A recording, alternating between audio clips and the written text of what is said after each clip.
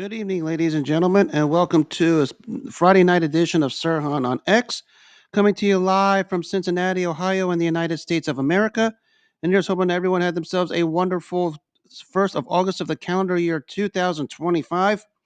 The month of August is here, and we finally have some cooler weather amidst of the wild heat wave that's taking place here in Cincinnati and parts of the country over the last several days.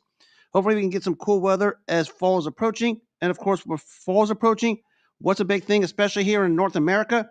Football season. It is coming closer, one day at a time, 1 second at a time, 1 minute at a time. It's coming closer. The most fun time of the year is coming, and we hope to get a lot of things over here going and underway. Hope everyone had themselves a wonderful past couple of days. Hopefully, find a way to stay cool in midst of all these wild, hot conditions. I'm gonna go ahead and get right down to it. Start with some of the big news that took place today in the media front. It is, of course, ESPN acquiring NFL Red Zone from the NFL Network. Looks like I guess the NFL Network is going to be following suit. And I'll admit, many of us, including myself, don't like it because the days of commercial-free football are basically done. Because we know what ESPN is going to do with a product is going to take that thing and just trash it and make it something that we knew it as before and just ruin it because they want to do things on their own terms with their own narrative, and they're going to use that product to basically ruin everything about it. I'm not a fan of it. A lot of people aren't fans of it. I understandably so, and I understand it with them because the NFL Network, when it came through, especially in the satellites, was like 2 decades ago, I believe, or something like that. It was the best thing you could ever have in the household. 24/7, 365 football, past, present, future, classic games, current news, up-to-date rosters, combines, drafts, free agencies. And of course, with the red zone, you have those multi-games where when teams get into the opponent's red zone, you would get it on the screens, and they were always awesome to watch. Commercial-free, not worried about advertisements, not worried about cash grabs, because that's what this is all about with ESPN. And that's why I was not a fan of why they did this.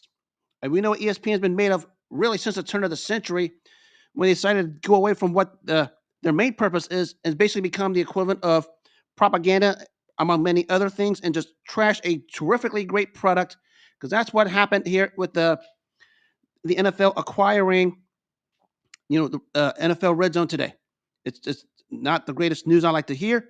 I don't not fond of it, and I know everybody else isn't either, especially the NFL diehards who love their football 24/7, 365, especially in the offseason. I guess NFL Network might be next because I know not too long ago, the standout Rich Eisen, who was the great host of the NFL Network and does his own podcast, the Rich Eisen Show, reportedly signed a contract to go back with him. So, again, this is what I guess ESPN wants to try and monopolize the entire NFL, which is not a good thing because we know what happens when you monopolize. And basically, the NFL Network and NFL Red Zone, which is one of the coolest things you have in the NFL 24/7, 365, is about to go to waste and about to go down the tubes because that's what's going to happen when we have this. So, it's almost like a sad day to think about it, but hopefully ESPN doesn't ruin it too bad because they have this obsession to want to put commercials out there for no reason at all, the same way YouTube wants to put ads out there because they're obsessed with more cash grabs instead of the product and the consumer, as we all know. That's what all this is about at the end of the day. And it's a sad day all the way around for the NFL Network because Red Zone was one of the real coolest things that took place during the NFL season, especially when opponents got into the red zone. And you had Scott Hansen there, who was just sensational at the job he did. Just a terrible day all around. Hopefully ESPN don't ruin it too bad. But you have a feeling ESPN is going to ruin it, and it's basically going to aggravate not just the product, but also the consumer, which we know what ESPN has become since the turn of the century. Nothing more than a propaganda-filled show fest. Now to the news here in Cincinnati, and it's finally done. The deal, stadium deal was finalized earlier today, with the Bengals in Hamilton County. And they're going to be here for the next 10 years and can extend the lease for the next 20 years. And they're talking about $470 million in renovations. Now they can have their little 70-person wait lines of porta potties in Cincinnati because that's what it's about with Bengals fans. They have their little tailgates. They get hooked on their Skyline chilies, their alcohol, their heroin, their meth, their doobies, and among many other things. And they have 70-person wait lines outside the porta potties at the local banks here in Cincinnati. So they could do that for at least the next 10 years, and more likely going into 20 if they continue their lease. But all that aside, this was a deal that was expected to be done. Took a little longer than usual because I guess there was some fine print that needed to be finalized. But that's done. Now the Bengals fans and those super fans can have their little tailgate parties and their 70-person wait lines at porta potties, because that's what they do over there before the game. Now they do sell out the game pretty nicely. I'll give them that. They do have their cool things like the whiteout, the striped jungle. So they keep that for the next 10 years. Doesn't mean they're going to do anything with it. Probably not, because they're fine with being, the quote, poverty, end quote, and an inept franchise, which has been the case since, this franchise was established back in the late 1950s. And we'll probably get at least another decade of it, because they've shown no signs of wanting to put together a real winner. I mean, they overpaid three guys to the content of $600 million from now to the end of the decade, while neglecting all the needs that they have. But they did get the stadium deal done. I mean, it took a while. Everybody finally had a middle ground, had a middle meeting.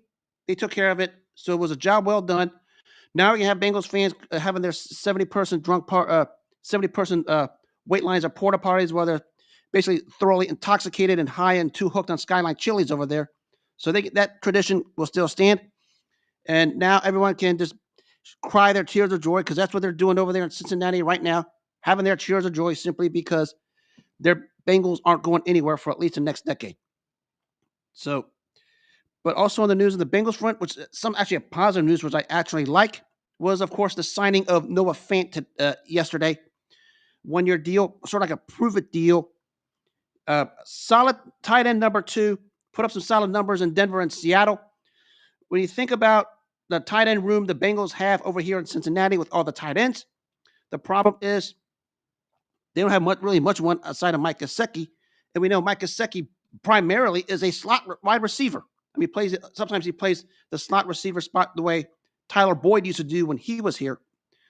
But it is a solid signing by Fant. You can have the 2 tight end sets if you want. Move Gesicki around to either the slot or the tight end positions on the field on offense.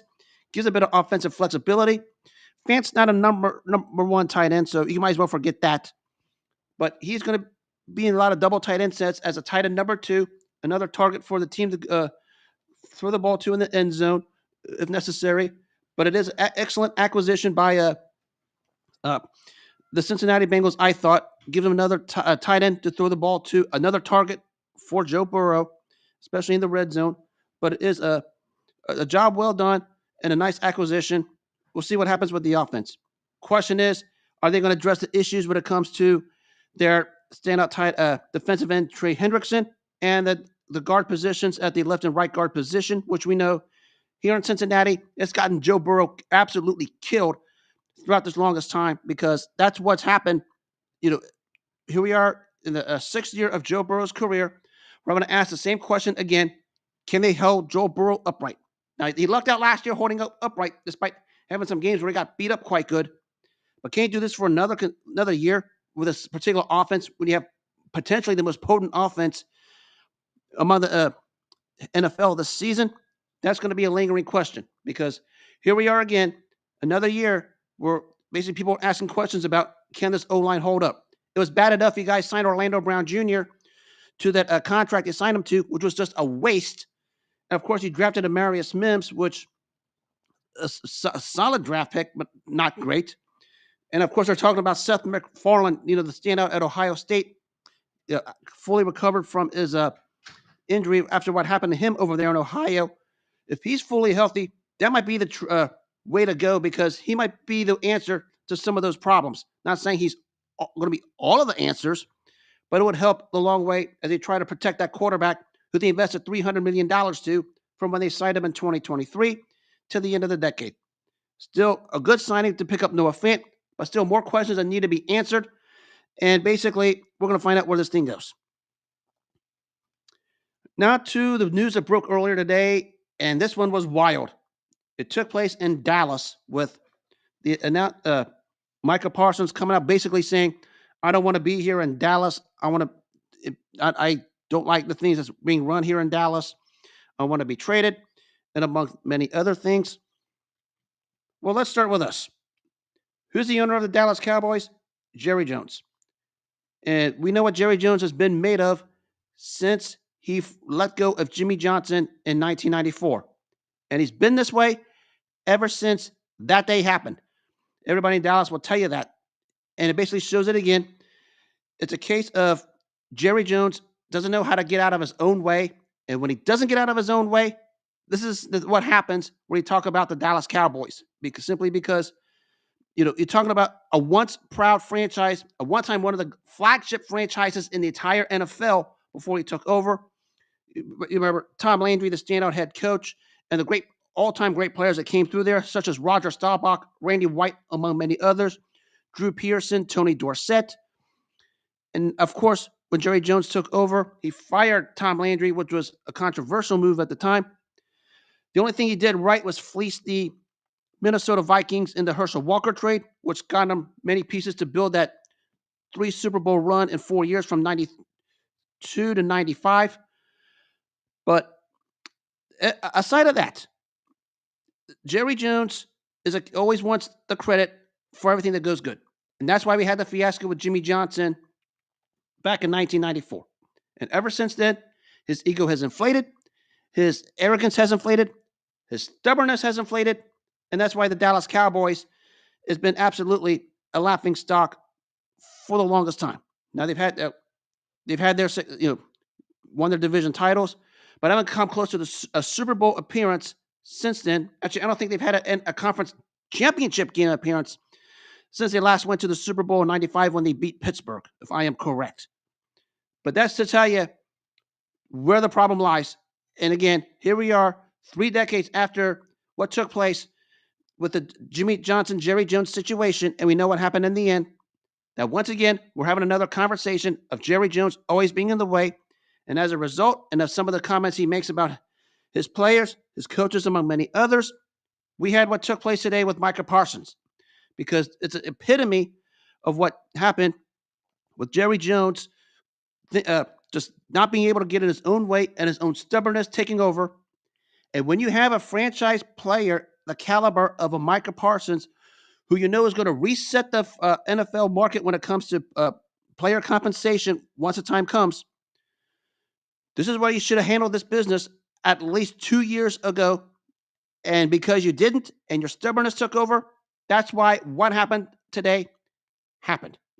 Now, I was on an NFL Spaces show the other night with a Dallas Cowboy fan, and who just willfully and rightfully so told it like it was. And he was spot on when it came to how Jerry Jones has just destroyed a once proud franchise. I mean, talk about, for the longest time, the all-time winners in NFL franchise history before Jerry Jones took over, the Dallas Cowboys were one of those. I mean, it was always an old Texas stadium, the star in the middle of the field, and the big lights at Big D down there at the original Texas stadium was where you wanted to go to. And it was not just more about just playing the game. It was playing the game and the ultimate glory. That's what it was in Dallas. And ever since Jerry Jones got rid of when Jerry Jones finally sent Jimmy Johnson out, everybody calls it many other things. We know it's a firing at the end of the day. When that happened, the Dallas Cowboys have been anything but the importance of winning, the importance of winning Super Bowls, and the importance of glory. They're all about the cash grab, especially mainly Jerry Jones. We know this. And basically, this is a byproduct of all of that that's taken place since Jerry Jones let go of Jimmy Johnson in 1994. And we had the same problem, of course, here in Cincinnati with our player contracts. I said it then about them. I'll say it again about with Micah Parsons and anybody else in the NFL. If you have a franchise player and you have a chance to take care of business early with player contracts before values and salaries go up, you better take care of it. Because once it goes up and their play goes up and their value goes up, and of course we know the invitation of the new cash flow in the NFL, it's going to cost you more, and it's going to be an albatross that's going to be a problem. You better have taken care of this business back then when you do. And that's where Dallas failed with this situation, and that's why we had what we had. Now, do I think Micah Parsons will be traded? More than likely not, because it's going to cost a team multiple first-round draft picks, probably key pieces of a team's roster, more than likely, more than pretty much.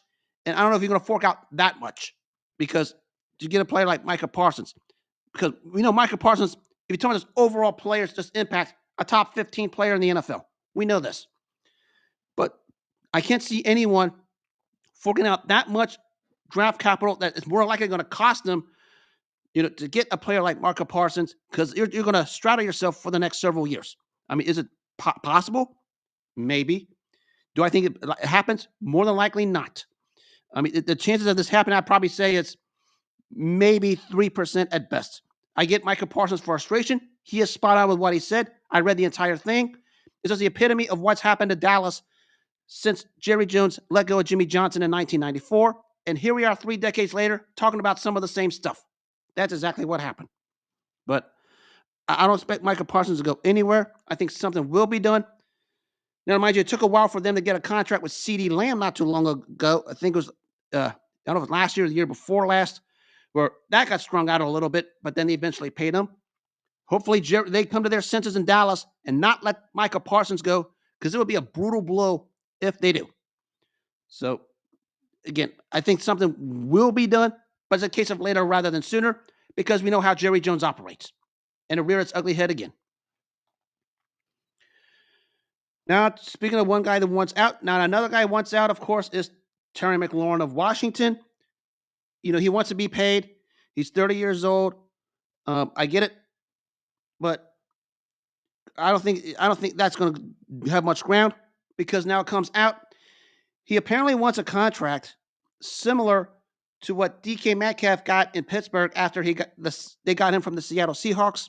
Can't remember the figures off the top of my head. I think annually he's like in the low 30s. He wants a contract north of what Metcalf got in Pittsburgh, which put McLaurin in the same category as Chase, Jefferson, and Lamb. I don't think anyone's going to be paying him that much, and I'd be surprised if somebody does. I think the only team is going to probably pay him is Washington. I think this is more of like a bargaining chip as a way for Terry McLaurin to tell the Washington team, hey, I'd rather stay, but if I'm going to stay, you better pay me ransomly. It's also that, like I just said with Parsons, I think the same thing's going to happen here.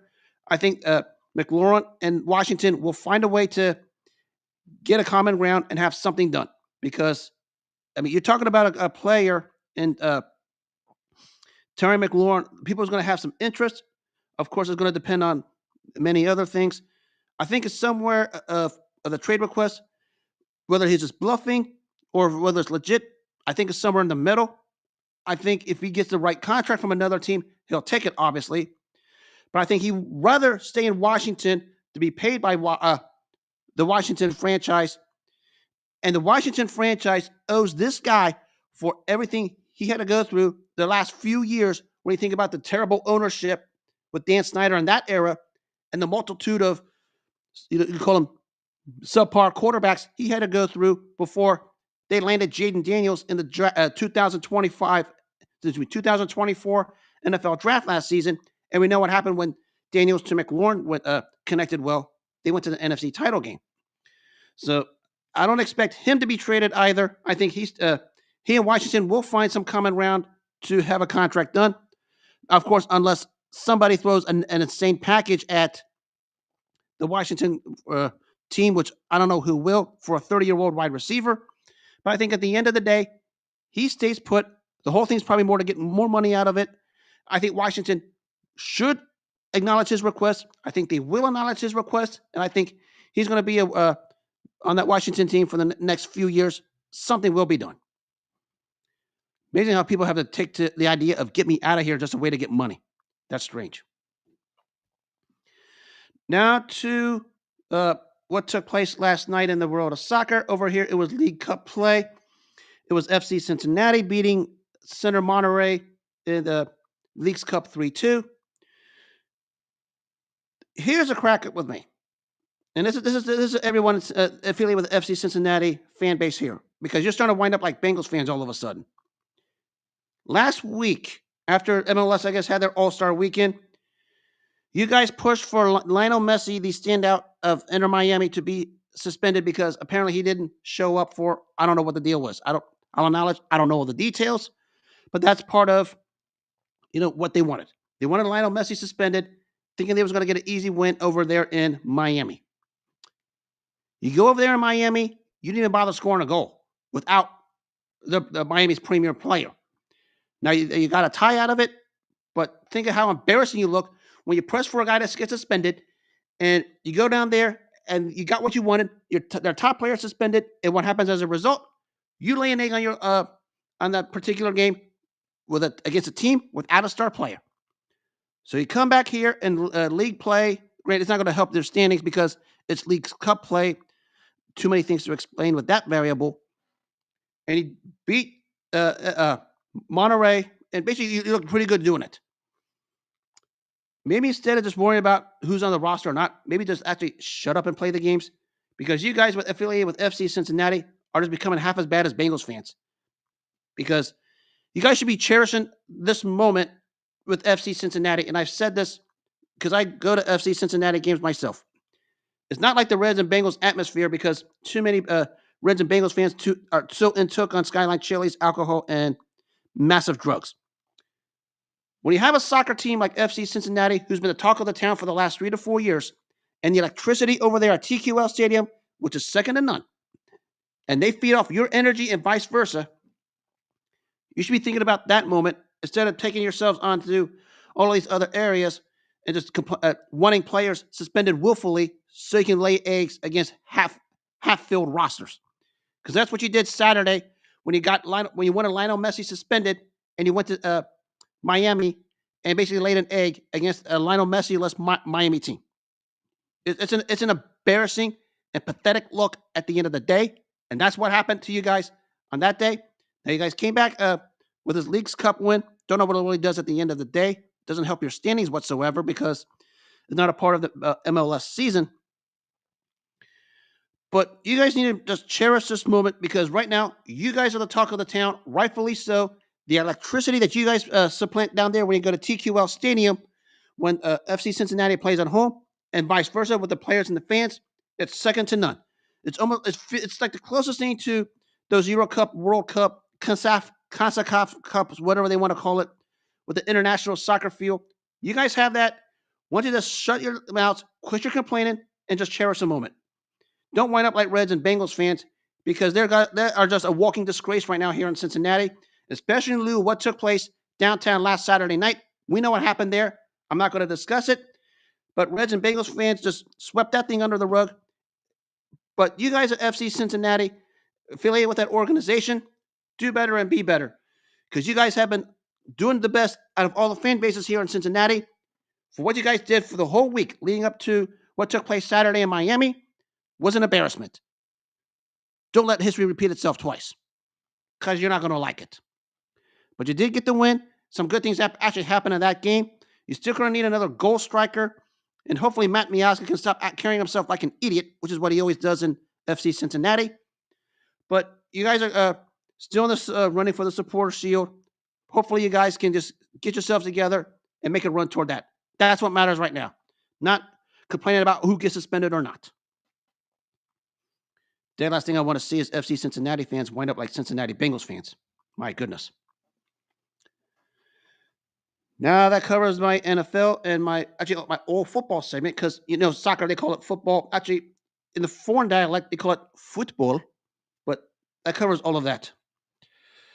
Now to the world of boxing, and today is the history of this one is about punchers, because we have a lot of them who scored some highlight reel knockouts. But I'm going to touch on one big one that took place back at about 4.5 decades ago. This was in Buenos Aires, Argentina. This was Carlos Monzon finding the final fight of his career against Rodrigo Valdes to successfully defend his championship. This was a rematch of a unification that took place about a year before, where Monzon got the decision win over the same Valdes, and they got a rematch out of this. This was the end of the historic run at that time was thought of as an unbreakable record by Carlos Monzon. He had the 14th successful title defense when he went up against the standout Valdes, who was a very, very good fighter. And we talk about this particular fight for a minute. It looked like Valdes was going to shock the Argentine public, having Monzon hurt and in trouble throughout the early part of the fight. Actually had him drop to the second round. And basically, he held on through some tough phases being Monzon because Valdes was just a complex opponent for Monzon as this fight was going on. But the real turning point was at the end of the 8th round when a deep cut opened over Valdez's eye. And we're talking over Valdez's left eye. And all of a sudden, everything changed momentum-wise. And you started to see the great Carlos Monzon, why he had the distinction at one point of the greatest middleweight of all time, show it on this night because he adjusted adequately, started to administer the beating to the face of Valdes en route to a unanimous decision win in what turned out to be the last fight of Carlos Monzon's great career. 14 successful title defenses. At the time, it was a record, surpassed by Bernard Hopkins in 2001. But one of the premier middleweights of all time.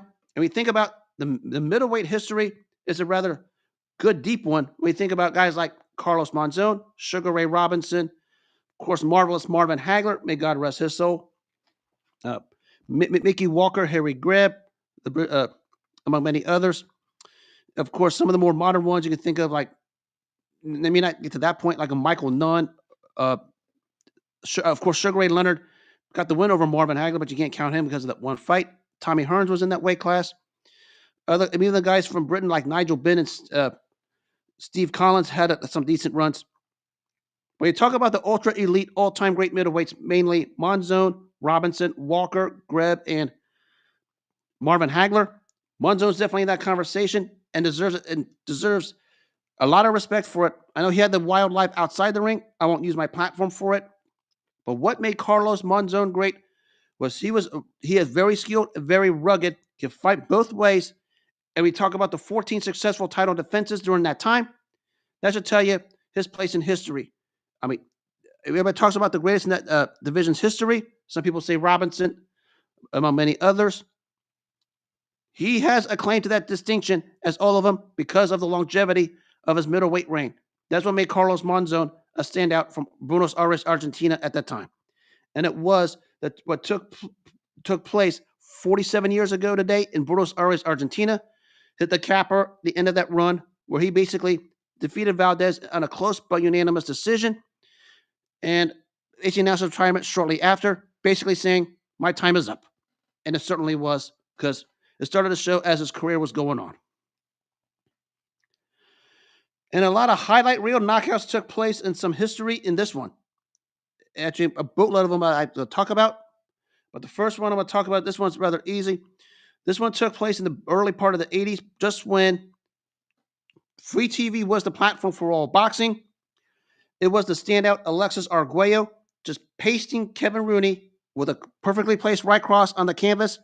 And Rooney was basically out cold, senseless at the end of the second round. Yes, that Kevin Rooney, the one that trained Mike Tyson. He was a fighter once, and he got pulverized by Alexis Arguello.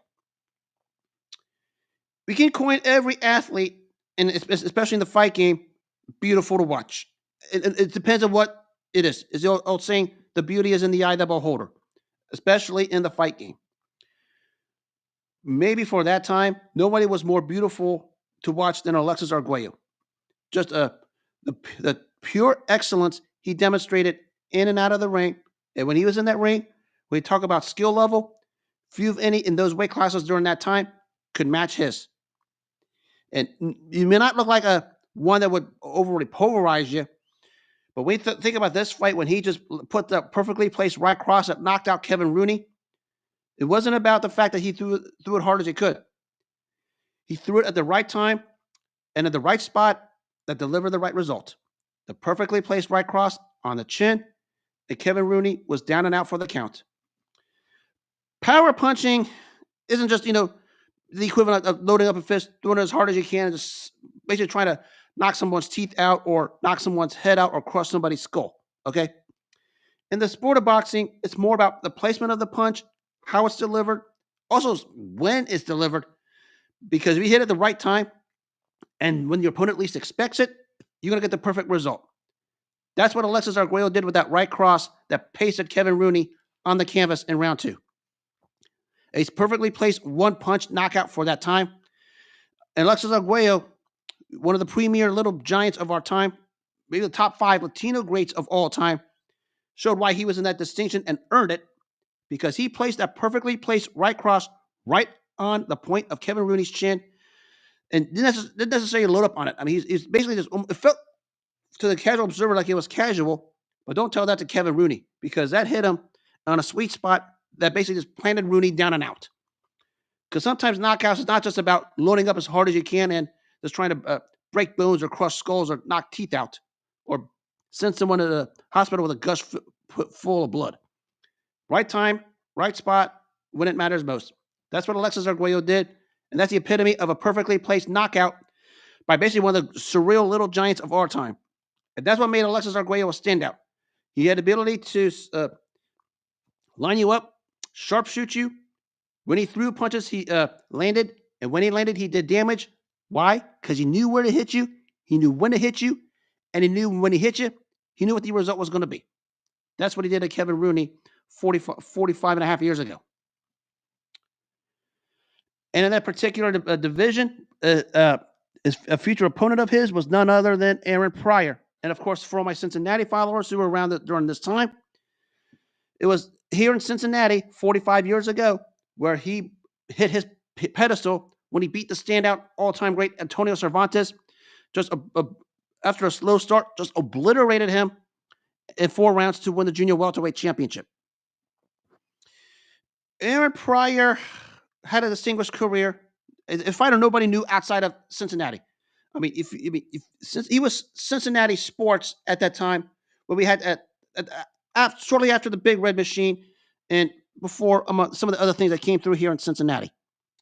Aaron Pryor was Cincinnati sports. When we talk about Riverfront Coliseum, which is now Heritage Bank Arena, when he fought in that Coliseum, it was basically standing room only because he knew how to pack the Cincinnati house at a Riverfront Coliseum on that night. And anytime he fought here. And that's what he did here when he hit his landmark, when he just obliterated a long-time champion, Antonio Cerventes, and basically just knocking him out in the 4th round. The constant pressure, the constant punching, finding targets through Cervantes' tough defense. And as rounds 3 and 4 went on, the power started to get to Cervantes. And at the end of the 4th round, Cervantes crumbled, and the fight was essentially over. And Aaron Pryor was your junior welterweight champion of the world. Aaron Pryor was, we coined the phrase do-it-all fighter. That's what Aaron Pryor was. But he did it with a bit of a chip on his shoulder because for the longest time, a lot of the big names didn't want to deal with him. No, I'm not talking about Sugar Ray Leonard because no, Aaron Pryor did not duck, no, Sugar Ray Leonard did not duck Aaron Pryor. Don't get me started with that. He doesn't count. Talk about some of the guys in those weight classes when he came on because we saw why no one wanted to deal with him. I mean, he could beat you up in the worst way possible. And his speed, power, determination, drive like none other. And it was shown on this day 45 years ago over here in Cincinnati at the old Riverfront Coliseum in front of a packed house on free TV, CBS Sports Sunday with Tim Ryan and Gail Clancy. After being knocked down on a flash knockdown late in the 1st round, Pryor just took over the fight with Cervantes and just did anything and everything he wanted to do to him, which led to him being crumbled to his knees in the 4th round, and that was where the fight was eventually halted, and that was when Aaron Pryor hit his landmark. Of course, the constant thing with Aaron Pryor, like a lot of the athletes we see, especially here in Cincinnati, is one of those cases of an athlete who could have done more than what he should have.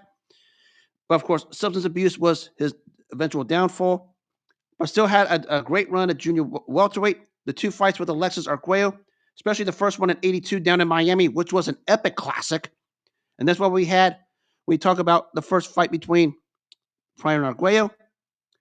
But Aaron Pryor, like a lot of the fighters in the 80s, had a massive cocaine addiction, which basically shortened and essentially almost in a way ended his career because after the second Arguello fight, he vacated the title and was treated for drug dependency.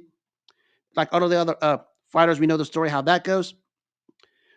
But we talk about Cincinnati sports icons that came through this city. Aaron Pryor was one of them. Ezra Charles, Oscar Robertson, Aaron Pryor, Johnny Bench, Joe Morgan, Barry Larkin, Anthony Munoz, Ken Anderson, and Luciano Acosta. Aaron Pryor is in that elite list of Cincinnati icons that came through the city and knew how to sell the Riverfront Coliseum in Cincinnati when he fought, because they wanted to see a good product. He delivered, and he delivered big time.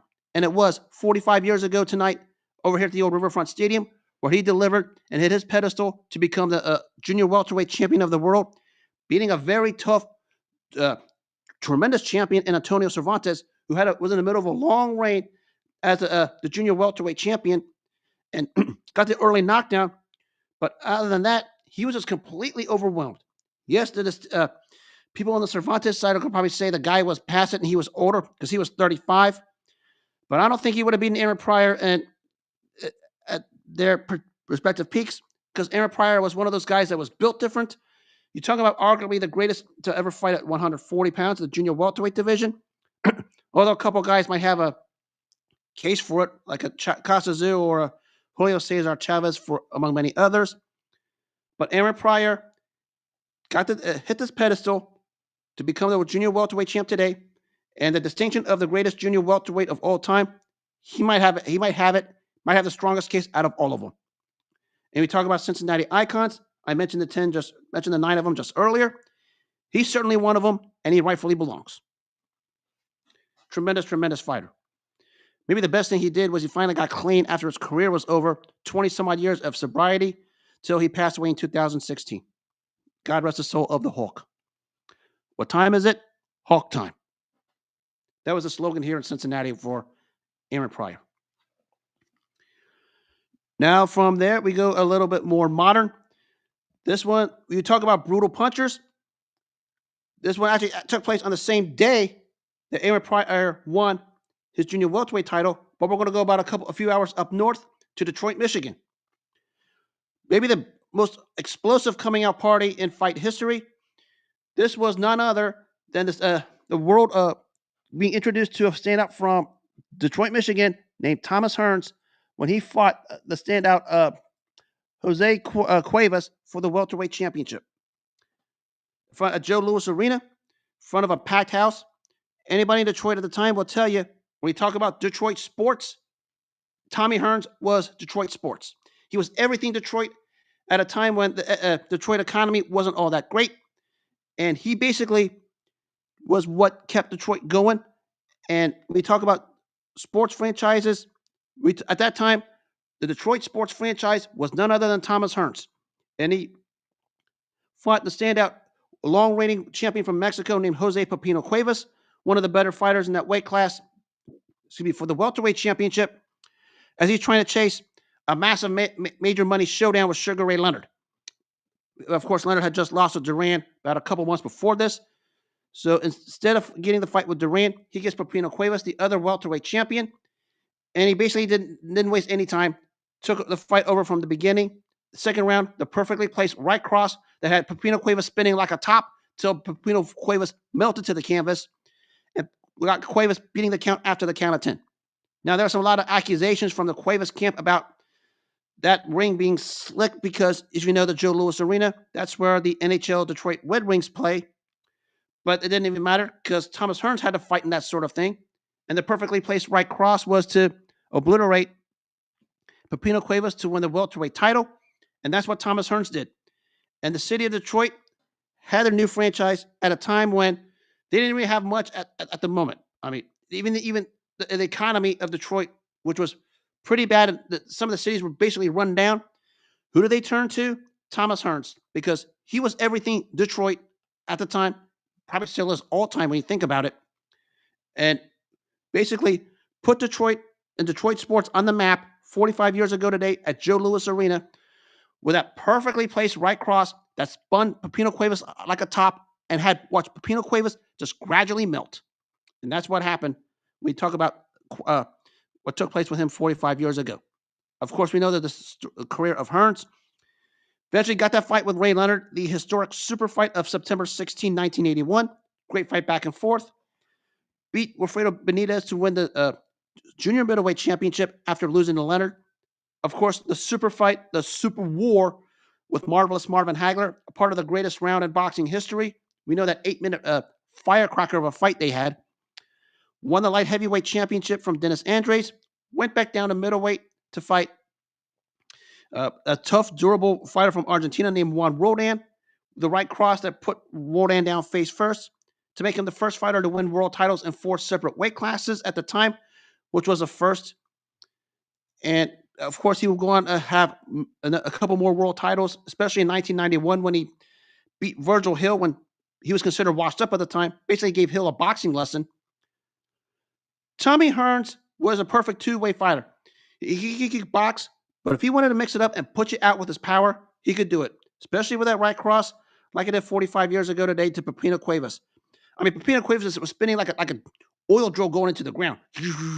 That's how Pipino Cuevas was spinning after that right cross. Because that tells you just how brutal Tommy Hearns was.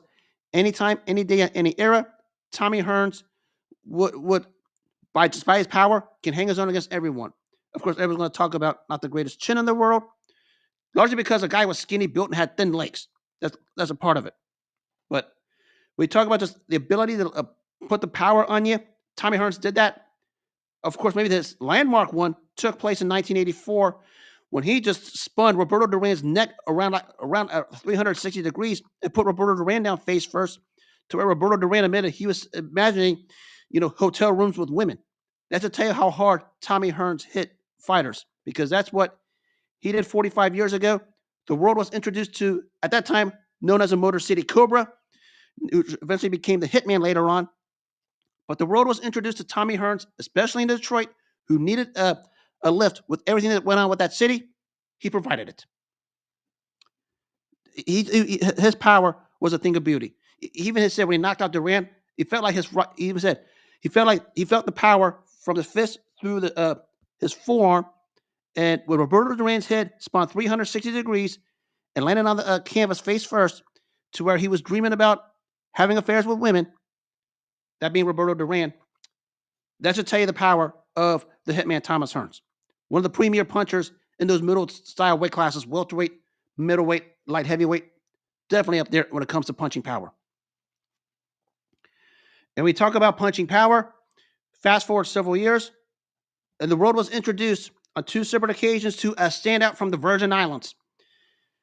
Maybe you're going to put it like this. One of the few guys that knew how to load the punch and hit you in the same spot and do severe damage. We're talking about another guy nicknamed the Hulk, Julian Jackson. And it was 36 years ago today.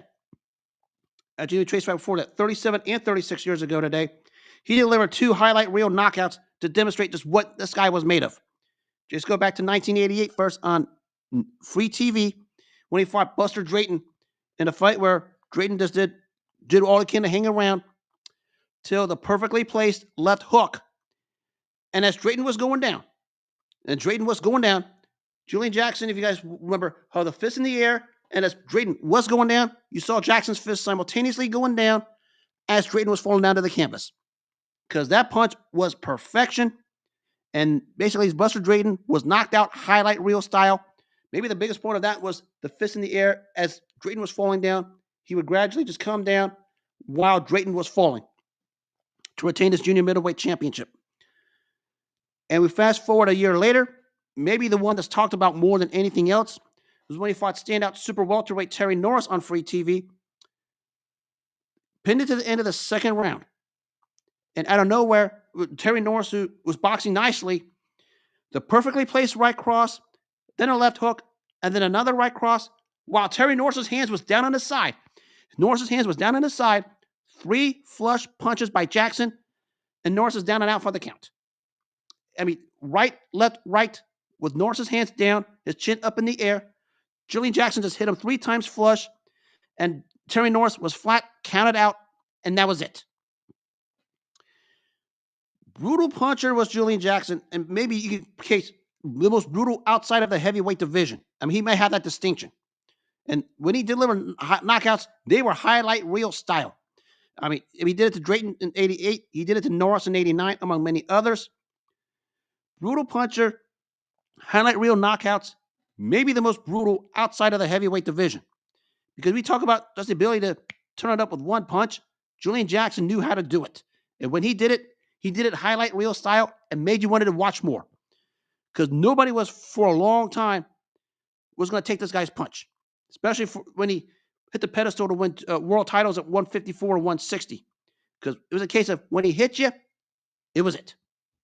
But there was one problem with Julian Jackson as his career went on.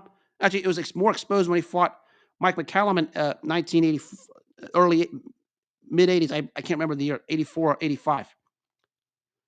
When he got hit, it was it. The epitome of what we talk about with Tommy Morrison. Julian Jackson was the same way. When he delivered the hit, it was it. But when he got hit, it was it. Because it was a case of, if you can take his punch, you can find a way to get to him. Because that's what happened several times throughout his career. Talk about the loss to McCallum, the two to Gerald McClellan, Quincy Taylor, Anthony Jones, and Verno Phillips, among others. Actually, the Verno Phillips fight was a case of where he got his because he was knocked out highlight reel style, because that's how Phillips just laid to waste what was left of Julian Jackson. But we talk about just pure brutal power outside of the heavyweight division. Maybe the most brutal ever outside of it was none other than Julian the Hawk Jackson. And that's what took place 38 and 37 years ago, respectively, when he just obliterated Buster Drayton in 88 and Terry Norris in 89. Watch the highlight reel knockouts of those. You can't miss it. If you love knockouts, watch those two fights, because they were a thing of beauty. Sort of like what Thomas Hearns was himself, because Hearns was a brutal knockout puncher. So too was Julian Jackson. Maybe Jackson had a bit more brutal power because he was knocking out naturally bigger guys himself. The ability to turn it up whenever he wants, because that's what Julian Jackson was at the end of the day. Just a beautiful puncher. Maybe a case of one of the strongest outside of the heavyweight division. And I conclude with this everyone's favorite topic in the sport of boxing, actually still ongoing as everyone's favorite 3.5 decades later, which shows you how polarizing the individual is. It was the night Mike Tyson officially cleaned house in the heavyweight division when he went undisputed by beating Tony Tucker. Tony Tucker was one of the 4 guys at the time who found a way to last a distance with Mike Tyson at a time when he was knocking everybody out. But after the heavyweight tournament, after the belts were split, they finally consolidated it. And at the end of the day, it was Tyson over Tucker by unanimous decision. Tucker got the title shot because Michael Spinks ducked him. So we were left with Tony Tucker versus Buster Douglas. Tony Tucker wins on the 10th round knockout and gets the title to fight Tyson. Gives Tyson the best fight he probably ever had at that point for at least the first few rounds, till Kevin Rooney settled Tyson down. And Mike Tyson just went on to get a workman-like decision win to become the undisputed heavyweight champion. I always said when it comes to this, I don't know about greatest, because a lot of people want to say a lot of things when it comes to greatest. But it certainly is most polarizing when we talk about Mike Tyson. We consider him in and out of the ring, from the greatest ever to the most overrated ever. There's no middle ground with this, because that's what you get from Tyson haters and Tyson fans. The thing here is, here's a couple things that are missed. Number one, and I'm going to say this, first I start with the people who call him the greatest ever. Here's a couple things that are missed. He never had a fight where there was a middle ground. It was either he would wipe you out or he'd get wiped out. And he never had that kind of a fight where he was behind and needed to come from behind knockout. Never had a fight where he had to face real adversity to come back or win. Never had a fight where he had some kind of adversity, maybe get a close decision. It was either he'd wipe you out or he got wiped out. That's what makes him a very complex. Sort of like what Sonny Liston was back in those days. But for those of you who call him the most overrated ever, I mean, I get it. I get it. But he gets credit for 2 things. He was the youngest to ever win a world title, which we know that's never going to be broken. A lot of people want Atama to break that record. Not happening. And of course, using the word undisputed next to your name when there were belts. Now, the 3-belt era, at a time when undisputed meant something, He did that, so you have to give him his due for that. Yes, the heavyweights in the Hades weren't all that great simply because it was after Ali, eventually after Larry Holmes, and of course before the 90s with Buster Douglas, Holyfield, Lewis, Bo, among many others. Mike Tyson, his legacy is going to be the talk of the town. That's it. Nothing more, nothing less. The talk of the town, polarizing in that sense because you have the crowd is going to call him the greatest thing since sliced bread. You have the crowd is going to call him the most overrated thing since sliced bread. There's not going to be any middle ground when it comes to Mike Tyson. But he did get you talking. He got you watching television. He got you glued to his set because of how he carried himself in and out of the ring in every single imaginable way possible. And that was basically Mike Tyson's legacy. I mean, we talk about all-time greats and all that stuff. Again, I said, the guy that probably falls short. Even he said it himself. He doesn't put himself in that conversation for many reasons. But when you think of just the polarizing effect Mike Tyson had, not just in boxing, but in all of culture, the way it is, and the way society is, and how it was from the 80s through now, just how impactful and polarizing he is, that's his legacy right there. Just an impactful, polarizing figure at the end of the day. Everyone has their opinions in and out of the ring because we saw, what happened with him outside of the ring as it carried on inside of the ring to that night where he got obliterated by Buster Douglas. But you have to give him two things. The fact he was the youngest to win a world title when he just dusted off Trevor Berbick. And, of course, have the distinction of undisputed, unifying the championships when he beat Berbick, Bone Crusher Smith, and Tony Tucker. Now, no one's going to mistake Berbick, Bone Crusher Smith, and Tony Tucker for Evander Holyfield, George Foreman, and Muhammad Ali. I understand that. But you have to give him that. But that's all you can give him. I mean, maybe overhyped might be a better word to describe him because of how people, morons like Jim Lampley, Steve Albert, Freddie Pacheco, Don King, Bobby Chiz, among others, try to put him on the pedestal he had no business being on.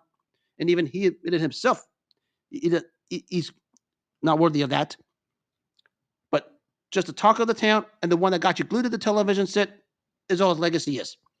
I mean, rightful Hall of Famer. I mean, I get it because we know boxing's a different platform for Hall of Fames than, say, football, basketball, baseball, among others. But anything more than that or anything less than that, it's complex. I'll acknowledge that. I mean, if you want to call him the greatest thing you ever saw, fair enough. You guys want to talk this thought of not having Cuss, ruin his career? Let me remind you, Cuss passed away before his career really took off. I mean, he had Kevin Rooney, and of course, he was the only one he would listen to. But we know what happened in October of '88 in that interview with Larry Merchant, where he basically just killed whatever was left of a deteriorating relationship with Rooney. This ideology of a so-called prime Tyson, which I'm going to touch on here for a 5-minute ramble before I'm done. I get it. Boxing is not like all sports where everyone has their own set age of where they peak. I mean, it's a lot of variables you probably integrate. And there's a lot of them.